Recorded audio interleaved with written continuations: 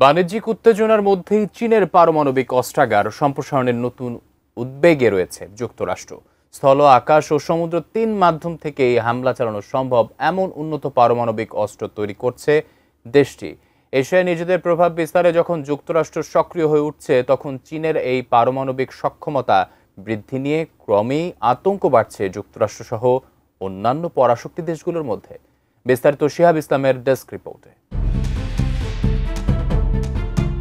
চীন যুক্তরাষ্ট্রের দীর্ঘদিনের কৌশলগত উত্তেজনার মধ্যে নতুন মাত্রা যোগ করছে পারমাণবিক অস্ত্র প্রতিযোগিতা। মার্কিন সামরিক ও অস্ত্র নিয়ন্ত্রণ বিশেষজ্ঞরা বলছেন, প্রচলিত সামরিক শক্তির পাশাপাশি চীন তার পারমাণবিক অস্ত্রাগারও দ্রুত এবং টেকসইভাবে সম্প্রসারণ করছে। সাম্প্রতিক রয়টার্সের এক প্রতিবেদনে বলা হয়েছে, মার্কিন কৌশলগত কমান্ডের প্রধান জেনারেল অ্যান্থনি কটন কংগ্রেসকে জানিয়েছেন, চীনের প্রেসিডেন্ট শি জিনপিং এর নির্দেশে 2027 সালের মধ্যে তাইওয়ান দখলের জন্য প্রস্তুত হচ্ছে চীনা সেনাবাহিনী। এর অংশ হিসেবেই স্থল, আকাশ এবং সমুদ্র থেকে হামলা চালাতে সক্ষম পারমাণবিক অস্ত্রের উন্নয়নে মনোযোগ দিচ্ছে বেইজিং। RICL TMX, যুগের পর যুগ স্থাপনা থাকে মজবুত। তবে চীনের পক্ষ থেকে দাবি করা হচ্ছে, নারীনীতির প্রতি অঙ্গীকারবদ্ধ হয়ে প্রথমে পারমাণবিক অস্ত্র ব্যবহার করবে না দেশটি। এমনকি যেসব রাষ্ট্রের পারমাণবিক অস্ত্র নেই, তাদের বিরুদ্ধে এ ধরনের অস্ত্র ব্যবহারের হুমকিও দিবে না বলে জানিয়েছে চীনের প্রতিরক্ষা মন্ত্রণালয়।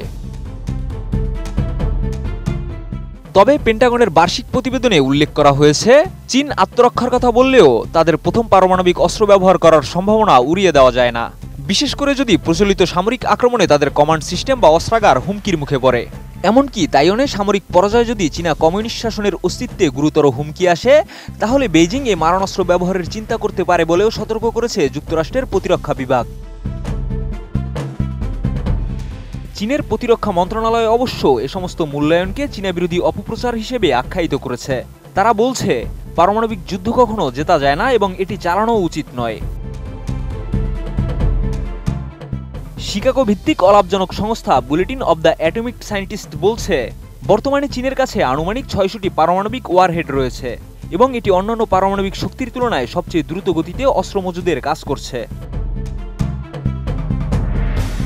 তারা আরও জানিয়েছে, চীন ইতিমধ্যেই প্রায় 350টি ক্ষেপণাস্ত্র, শাইলো এবং রোড মোবাইল লঞ্চারের জন্য নতুন ঘাঁটি নির্মাণ করছে। এছাড়া চীনের পিপলস লিবারেশন আর্মির কাছে 712টি ক্ষেপণাস্ত্র লঞ্চার রয়েছে, যার মধ্যে 462টি এমন ক্ষেপণাস্ত্র বহন করতে সক্ষম যা যুক্তরাষ্ট্রের মূল ভূখণ্ডে আঘাত হানতে পারে। পেন্টাগনের অনুমান, 2030 সালের মধ্যে চীন 1000-এর বেশি কার্যকরী পারমাণবিক ওয়ারহেড তৈরি করতে পারে, যার মধ্যে থাকবে স্বল্প ফলনশীল স্ট্রাইক সিস্টেম থেকে শুরু করে উচ্চ মেগাটনের আন্তঃমহাদেশীয় ব্যালিস্টিক ক্ষেপণাস্ত্র পর্যন্ত। শিহাব ইসলাম, ATN নিউজ।